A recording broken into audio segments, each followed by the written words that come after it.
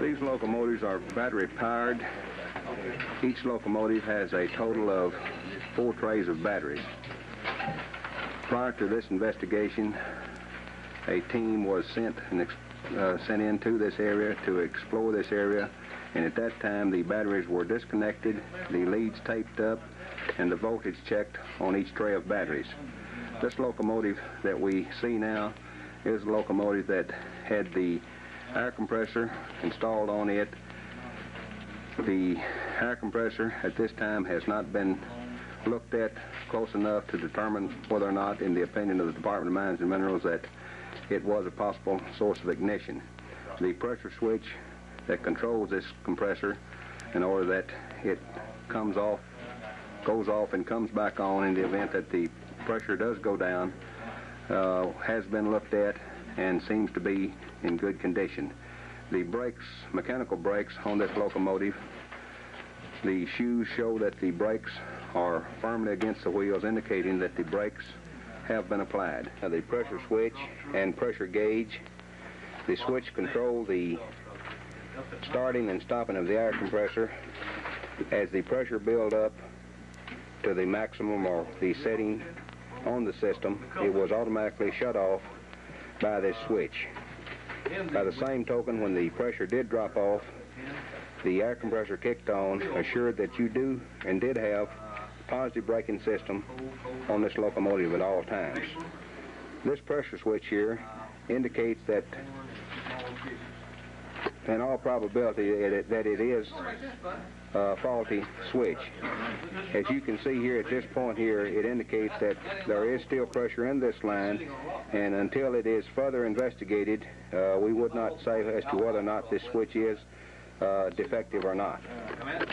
These are representatives of Mine Enforcement and Safety Administration. Their purpose for being here tonight is not to perform an investigation in any way. It's not to be reported that these men have been involved in an investigation. Their primary duty here tonight is to observe the investigation that is being made by the Kentucky Department of Mines and Minerals, to see that no evidence is destroyed, and it is not the intentions of the Department of Mines and Minerals to destroy any evidence prior to Mine Enforcement and Safety Administration conducting their examination. The one at the bottom of the screen is the controller switch that causes the locomotive to go into motion at the time the lever is advanced.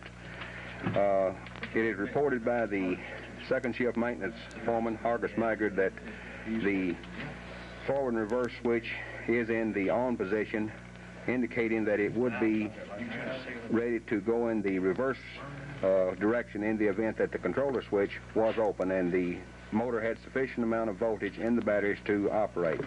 The electric motor that controls this air pressure, that causes this air compressor to be operative, is shown on the right side of your screen at this time. The air compressor itself is on the left side that you now see on the screen. And again, as we have mentioned before, what you see directly in the middle of the screen now is the pressure switch and the pressure gauge. This is a scene of the second locomotive, the in-by locomotive that was up in the 2 Southeast Main at the time of the explosion. This locomotive does not have the air braking system installed on it. This locomotive has manual control brakes and depends upon the operator to tighten the brake wheel down in order that the locomotive may be kept under control at all times. In addition to the manual operated brake, the locomotive is also equipped with hydraulic brakes. The brake wheel that you see now controls the pressure in the hydraulic system for the hydraulic brake. The other braking system is controlled by this brake drum that you now see in the screen, and it is on the screen, and it is controlled by the operator by loosening or tightening the brake wheel clockwise to tighten the brakes up, counterclockwise to release the brake. The controller for this locomotive, and it again has been checked and reported by Hargus Maggard, second shift maintenance foreman, that the reverse control that you see now on the TV screen is indicating that the locomotive is positioned to go on into the mine in the event that the controller you now see on the screen was in the on position. But as mentioned before, these batteries have been checked for voltage, and the tests indicate that the batteries are completely discharged, and until new battery life is restored, these locomotives are considered to be inoperative. Standing at the end by end of the locomotive on the controller end, facing down the locomotive on the right-hand side. This is a view of the locomotive, the right-hand side. These are the batteries that you see, 4 trays of batteries. The material that you see on top of these batteries is belting material. This material, at the time of the exploration by the Department of Mines and Minerals, Mine Enforcement Safety Administration, Scotia Coal Company, and Scotia Coal Mine representatives, at the time that these batteries were tested for voltage and found that the top covers were missing, this belting was replaced, or the top covers were replaced by this belting in order to eliminate any possibilities of source of ignition at the time the ventilation was restored up in this section. This is a load of mine rail track that was being brought up into this section at the time of the explosion. We are standing at the end by end of the locomotive, the controller end of the locomotive, looking up the left-hand side of this load of rails. As you can see, there is belt along this track. The belting that you see laying on the side of this track was belt that was not in operation at the time of the explosion. Rather, this was belt that had been used at the time the section was operating prior to the first explosion.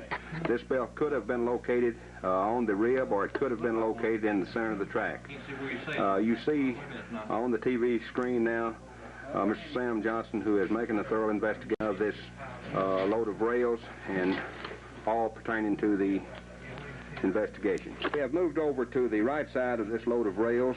This is a scene of the right side. As you can see, the rail cars are on the track. This is an investigation being made of this particular section or this particular location.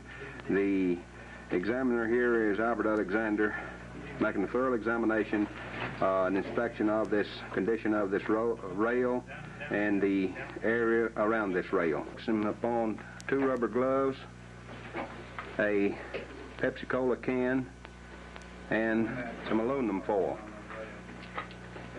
This, in all probability, was possibly the lunch of one of the men that brought this load of rails up into this section prior to the first explosion. We are in by the load of rails now at the end of the motor track at the 2 southeast main panel. Directly in by the load of rails, we have located a self-rescuer. Unopened. Apparently one belonging to, and possibly one of the men that was at this location at the time of the first explosion. The investigating team has now moved on up the number 4 entry in by the load of rails. As you can see here, the Commissioner of the Department of Mines and Minerals and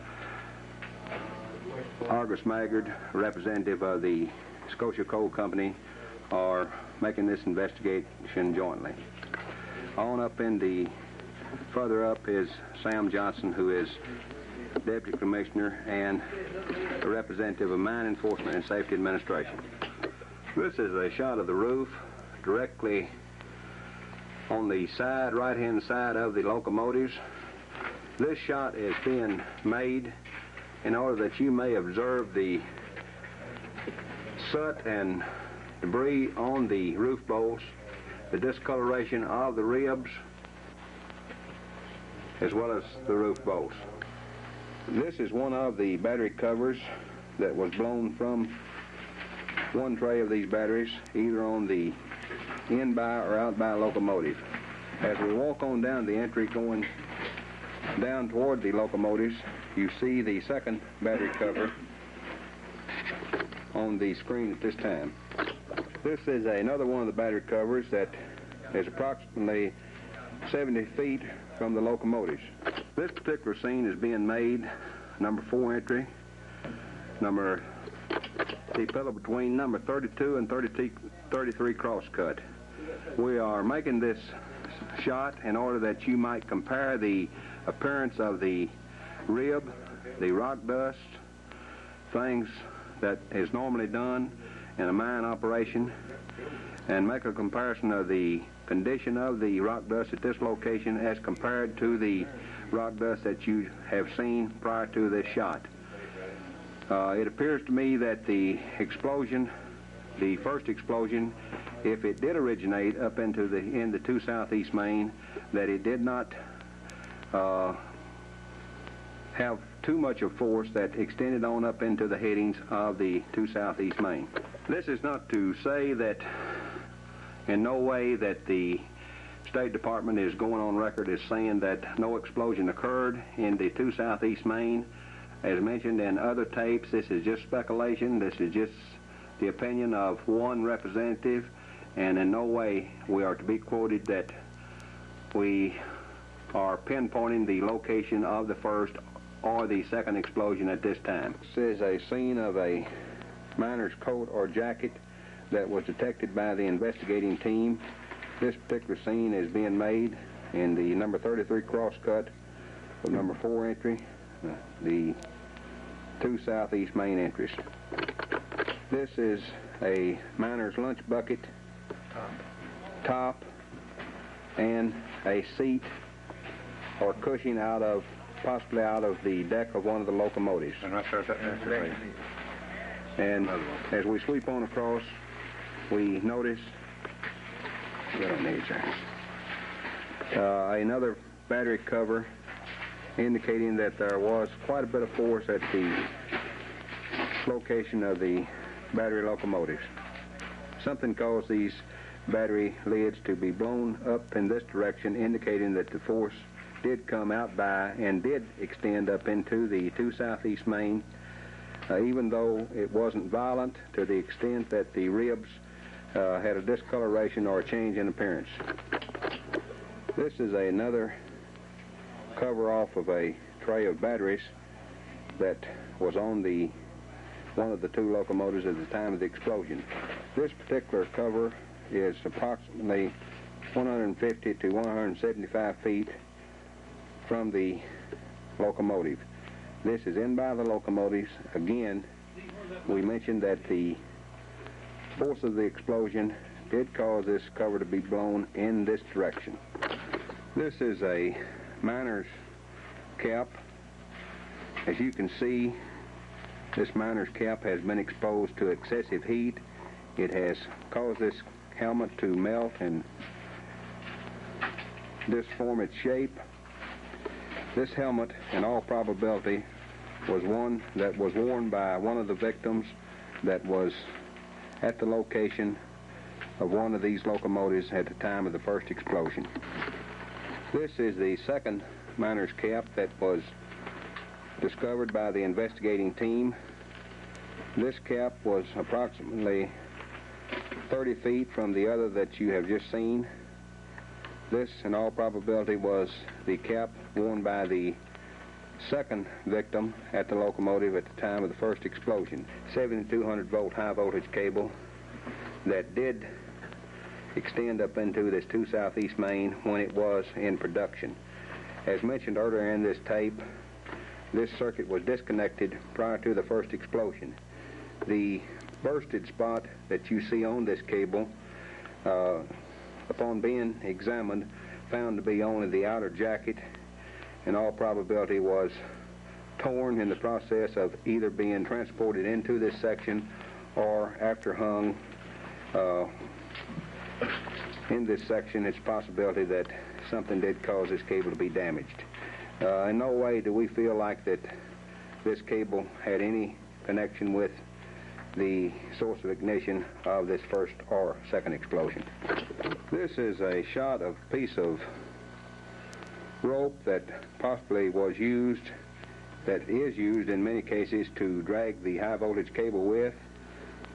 This scene is being made in order that you might see that as far as the appearance of this rope, it shows no sign of being exposed to fire at any time. This is not to say that there was not a fire in this